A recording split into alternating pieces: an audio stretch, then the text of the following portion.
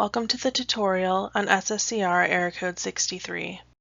Per the NSLDS, SSCR Error Code 63 is caused by a program length listed on the record that is either non-numeric or all zeros.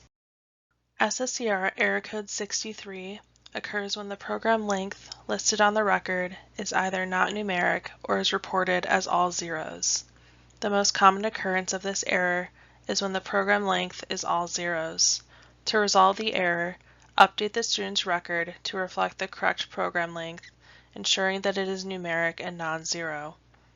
When updating the record, also ensure that the program length is in the 6-digit format with an implied decimal between the 3rd and 4th digits. Now we'll go over how to view and correct a student's record. Under the NSLDS Reporting tab, the most recent reports at the top of the list. Click on the hyperlinked number under the Number of Students with Errors column. This will bring you to the list of students with errors. Click on the hyperlinked SSN for the student with error code 63 that needs to be corrected. The next page will show the student's editable record. Update the program length to a valid length using the 6-digit format, ensuring that it is not all zeros. After updating the programs as needed, click the green Submit button to send the record to the Clearinghouse for processing. For additional assistance correcting SSCR Error Code 63, please reach out to us at sscrerrors@studentclearinghouse.org.